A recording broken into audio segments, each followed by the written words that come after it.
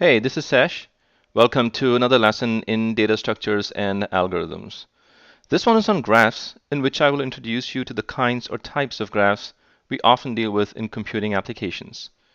And although there are different kinds of graphs, they can all be represented and stored in a program in one of two standard formats, which we will study. Okay then, let's begin by looking at a graph that underpins perhaps the most well-known application in recent times, namely Facebook.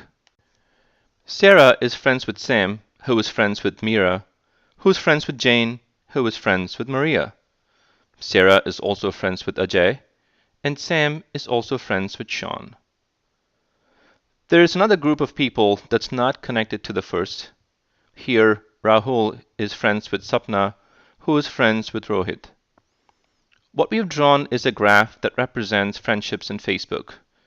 Of course, the real Facebook graph is huge, with hundreds of millions of people and friendships, but this representation holds true no matter the size. In formal terms, this graph models a symmetric relationship. If Sapna is Rahul's friend, then Rahul is Sapna's friend as well. The relationship applies in both directions. We will see shortly that this has an implication in how the graph is stored in a program. In graph terminology, each person in the Facebook graph is represented by what's called a vertex, vertices plural, and a friendship is represented by an edge. So the graph is a collection of vertices that describe the entities and edges that describe the relationships between them. Here's another example, a graph that represents a website. A website has pages, and pages have links that connect them with other pages. Page A links to pages B, D, and E. Page B links to page D. Page C links to A, D links to B, E links to F, and F links to D. The pages are the vertices, and each link is an edge from one page to another page.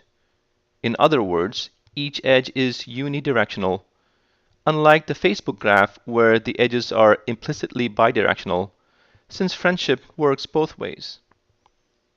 The edges in the website graph have direction because the linking relationship is asymmetric. For example, my personal web page points to an Amazon page, but that Amazon page doesn't point back to mine. Graphs in which edges are directional or directed are called directed graphs. Those in which edges are not directional are called undirected graphs. An undirected graph is actually a special kind of directed graph. Since every undirected edge represents a relationship going both ways, it is equivalent to having two edges going in opposite directions. Again, this observation will be useful when we get to storing a graph in a program. Sometimes edges will carry what are called weights, as in this graph. Weights are numbers, and in this case, they are distances in miles. This is an example of a weighted undirected graph. In general, edge weights in graphs are typically positive integers or real numbers. And here's the earlier web graph, where the edges are now marked with the number of times the corresponding links were clicked in the period for which the data was collected. This is a weighted directed graph. To recap, there are four kinds of graphs: undirected graphs without edge weights, weighted undirected graphs, directed graphs without edge weights, and weighted directed graphs. Next up, graph storage in programs. To store a graph in a program, we need to account for all the vertices and all the edges. Every vertex will have a name, such as a person's name, as in the Facebook graph, or a web page URL, as in a website graph, or a city name, or whatever. We can store the set of vertex names in one of many ways. For instance, we can store them in an array, or if an efficient search by name is needed, say in a hash table. But how to store the edges? The edges are in fact what make the graph, because a graph is really about the connections between vertices. We need to be able to show which pairs of vertices are connected by edges. One way to do this is by means of a matrix, which in a program would be a two-dimensional array. The rows and columns would both stand for vertices. Each vertex has an integer number assigned to it. If the vertex names are stored in an array, then the vertex number is implicitly its index in the array. Since there are 10 vertices, we have a 10 by 10 matrix. In this example, Sarah is number 0, Sam is number 1, and so forth. The order in which the vertices are stored, and therefore the sequence in which they are numbered, is irrelevant. The matrix accounts for all possible pairs of vertices, and each cell would show whether a particular pair of vertices has an edge between them or not. There is an edge between Sarah and Sam, so the cell for row 0, column 1 should be turned on. But since the edge applies both ways, the cell for row 1 and column 0 should also be turned on. In the same way, all other cells in the matrix corresponding to edges will be turned on. Whether a cell is turned on or off can be indicated by a true or false Boolean value stored in the cell. So the matrix would have trues in all the cells that correspond to edges in the graph. All the other cells would be false. The false values are not shown here so as to not crowd the matrix. Observe that the pattern of true values is symmetric about the main diagonal, since if row I, column j is true, then so is row j, column I. The symmetry is also true of all the false values. Hence, this is a symmetric matrix, which is in keeping with the graph representing a symmetric relationship. Now, let's store the website graph without edge weights in matrix form. Since there are 6 vertices, we need to set up a 6 by 6 matrix. Let's take a look at the edges.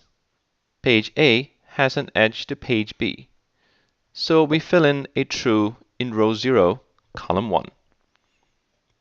But because the edge is directed, there will not be a true in row 1, column 0. Filling in the rest of the matrix gives us this.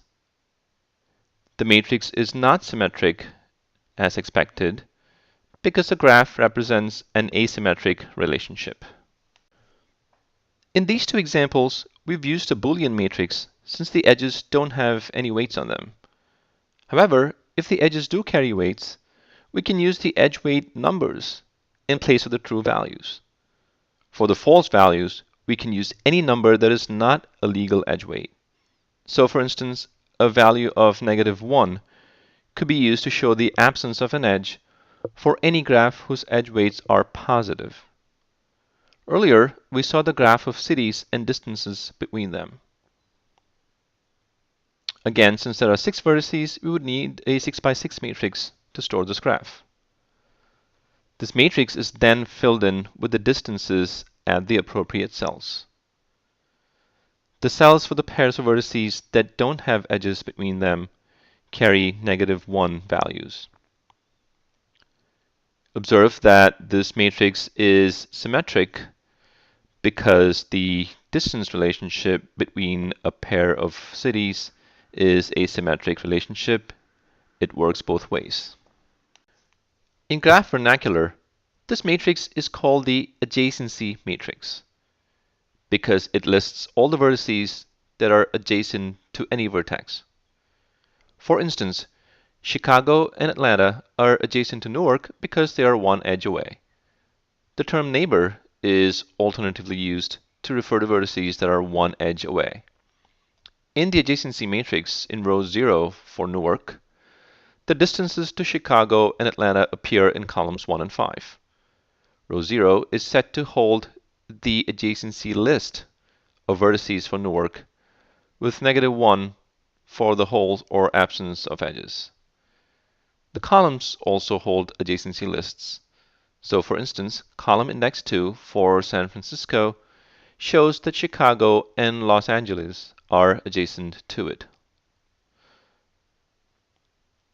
Since the matrix is symmetric, the information below the main diagonal is the same as the information above it. So if you wanted to run through the entire set of edges, you could either scan the lower triangle or the upper triangle, but not both. If you scan the entire matrix, you would hit each edge twice. So say you wanted to count the number of edges in an undirected weighted graph of its adjacency matrix. Say the matrix is stored in a two-dimensional array A of integers. Then the edge counting code would look like this. The nested for loop scans the lower triangle of the matrix. In this example, n, the number of vertices, is 6. The first row is not scanned at all, since the inner loop for columns goes up to row -1, and since the first row index is 0, the inner loop does not run. In the second row, the first column is checked and counted. In the third row, the first column is checked and skipped, the second column is counted, and so on until the last row. You may have noticed in the matrices we have seen up to this point that there are very few cells that are filled in for the edges, but a lot of empty no-edge cells. In the Facebook friendship graph, there are 8 edges, as seen in the lower triangle of the array. The other 8 trues in the upper triangle is the same information, so it doesn't count. The total number of cells in the array is 100, so the proportion of actual information to space used is 8 divided by 100, or 8%. In the website graph, which is directed, there is a total of 8 trues, or 8 edges, while the total number of cells is 36. So the space utilization is 8 divided by 36, or 22%. And in the cities graph, there are again 6 edges, while there are 36 cells, for a space utilization of 6 divided by 36, or 16%. It's clear that when the number of edges is small, the space utilization is extremely low. In order for the adjacency matrix to use space effectively, there has to be a large number of edges. Let's look at the extreme possibilities for number of edges in a graph. This line is the spectrum of number of possible edges in all graphs that have n vertices. At the left extreme is the least possible number of edges, which is 0. The other right extreme would be the most possible number of edges. What would that number be? Let's look at a few examples of this extreme to see if we can arrive at a formula for maximum edges in terms of number of vertices. If there's a single vertex, there can't be any edges. With 2 vertices, there can be a maximum of 1 edge. With 3 vertices, we can have at most 3 edges. And with 4 vertices, we can have up to 6 edges for connections between every pair of vertices. One way to get at the formula is to think of the maximum possible edges that can emanate from a vertex. If the number of vertices is n, then each vertex can connect to all the other vertices, or n minus 1.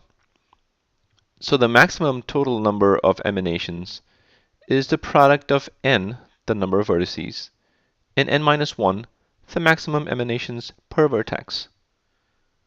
However, this figure counts each edge twice in an undirected graph.